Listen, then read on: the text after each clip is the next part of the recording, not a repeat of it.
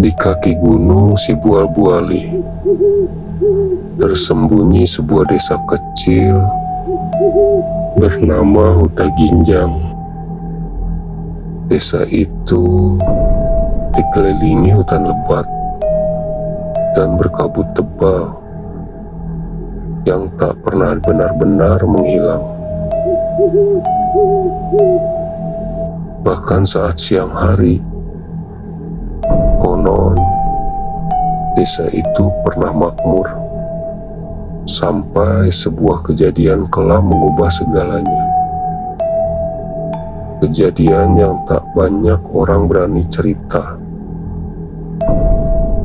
Tapi pada tahun 1997,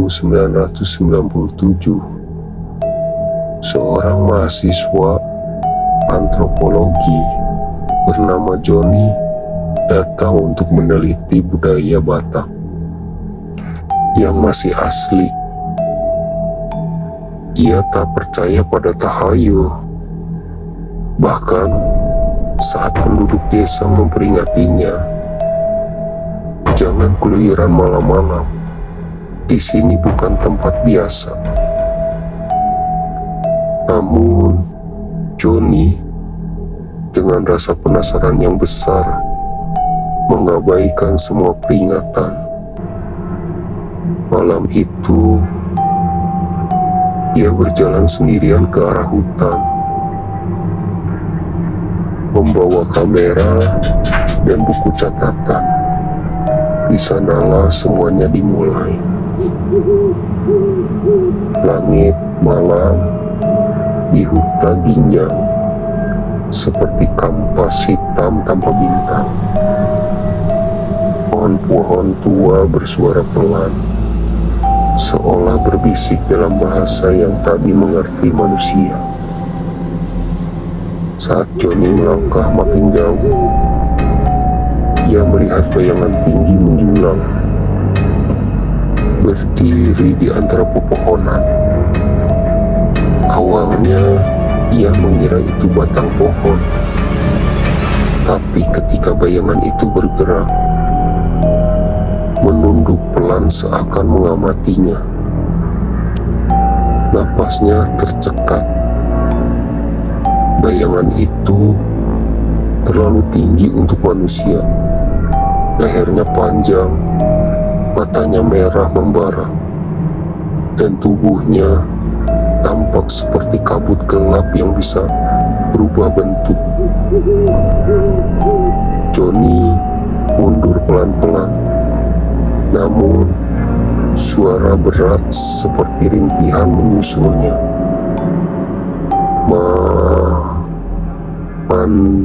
Mandokna. Joni lari secepat mungkin. Tapi meski ia berlari, suara itu selalu terasa dekat, seperti makhluk itu berjalan di atasnya atau dari dalam pikirannya.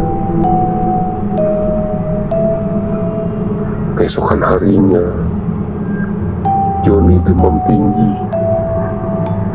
Mulutnya komat kamit menyebutkan kata-kata Batak yang bahkan tak pernah ia pelajari. Seorang tetua desa, Opung Samosir, datang dan mendesaknya mengaku apa yang dia lihat. Dengan suara gemetar, Joni menjelaskan semuanya. Mendengar ceritanya, wajah Opung memucat. "Begu Ganjang," katanya lirih. Makhluk itu tak muncul begitu saja. Ia dipanggil, dan kalau sudah menampakkan diri, itu berarti nyawa akan ada yang dipetik. Opung pun bercerita bahwa dahulu kala seorang dukun dari desa itu memanggil Begu Ganjang untuk membalas dendam. tapi ia tak bisa mengendalikannya. Dan sejak itu, makhluk itu terus berkeliaran, mencari mangsa baru tiap generasi. 3 hari kemudian, seorang penduduk desa ditemukan tewas tergantung di pohon, dengan mata terbuka dan tubuh yang memanjang seperti ditarik. Dalam seminggu, 2 orang lagi menyusul. Desa diliputi ketakutan. Johnny merasa bersalah. Ia merasa kehadirannya telah membangunkan sesuatu yang seharusnya tetap tidur. Bersama Opung Samosir, ia melakukan ritual 2 di malam purnama, mencoba mengembalikan Beguganjang ke tempat asalnya. Tapi saat ritual dilakukan, Beguganjang muncul. Tidak hanya 1, tapi 2 sosok raksasa yang kabutnya menyelimuti seluruh desa. Opung Samosir mengangkat tongkat kayu bertuahnya, meneriakkan mantra. Tapi makhluk itu menoleh padanya dan mengisap cahaya dari tubuh Opung. Sang tetua jatuh seketika, mati dengan mata terbuka. Johnny berhasil melarikan diri, namun jiwanya tak pernah benar-benar pulih. Ia kembali ke kota, namun setiap malam ia bermimpi berada di hutan itu lagi, melihat makhluk tinggi menjulang memanggilnya dengan suara berat dan dalam. Sebelum menghilang secara misterius, Johnny meninggalkan satu catatan dalam buku hariannya.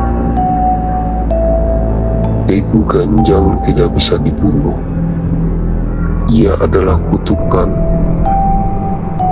peringatan dari masa lalu, dan selama dendam masih hidup, ia akan terus berjalan di antara kita. Jangan lupa like, komen, dan subscribe.